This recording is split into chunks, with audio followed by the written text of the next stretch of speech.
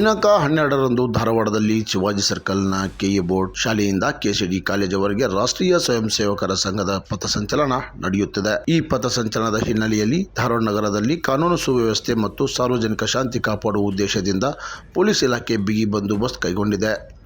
ಇದೇ ಸಂದರ್ಭದಲ್ಲಿ ಧಾರವಾಡ ನಗರದ ಪೊಲೀಸ್ ಆಯುಕ್ತ ಸ್ಥಳಕ್ಕೆ ಆಗಮಿಸಿ ಬಂದೋಬಸ್ತ್ ವ್ಯವಸ್ಥೆಯನ್ನು ಖುದ್ದಾಗಿ ಪರಿಶೀಲನೆ ಮಾಡಿದ್ದಾರೆ.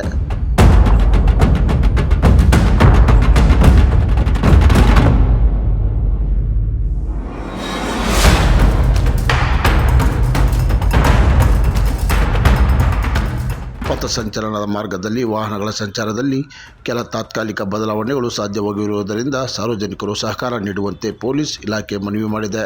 ಇದೇ ಭಾನುವಾರ ಮಧ್ಯಾಹ್ನ 3 ಗಂಟೆಗೆ ಧಾರವಾಡ ನಗರದ ಕೆಇ ಬೋರ್ಡ್ ಶಾಲೆಯಲ್ಲಿ ರಾಷ್ಟ್ರೀಯ ಸ್ವಯಂ ಸೇವಕ ಸಂಘ ಧಾರವಾಡ ನಗರ ಇವರ ಒಂದು ವಿಜಯದಶಮಿ ಉತ್ಸವ ಮತ್ತು ಪಥಸಂಚಲನ ಕಾರ್ಯಕ್ರಮ ಇದೆ. ಇಲ್ಲಿಂದ ಪ್ರಾರಂಭ ಆಗಿಬಿಟ್ಟು ಸಂಜೆ 5ವರೆಗೆ ಕೆಸಿಡಿ ಮೈದಾನದಲ್ಲಿ ಮುಕ್ತಾಯಗೊಳ್ಳಲಿದೆ.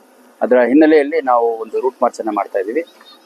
ಯಾವುದೇ ಅಹಿತಕರ ಘಟನೆ ನಡೀಬಾರ್ದು ಅನ್ನೋ ಒಂದು ಮುಂಜಾಗ್ರತಾ ಕ್ರಮವಾಗಿ ಈ ಒಂದು ರೂಟ್ ಮಾರ್ಚ್ ಮಾಡ್ತಾ ಇದ್ದೀವಿ. 3 ಪ್ರತ್ಯೇಕ ರೂಟ್ಗಳಲ್ಲಿ ಒಂದು ಕಾರ್ಯಕ್ರಮ ನಡೆಯಲಿದೆ.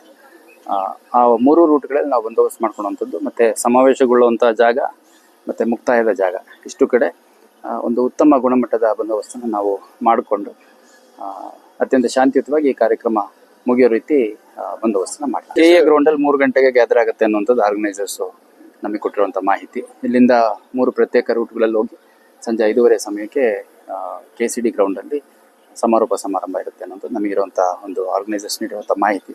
ಕ್ರಾಂತಿ ಸಮಾಚಾರ, ಧಾರವಾಡ.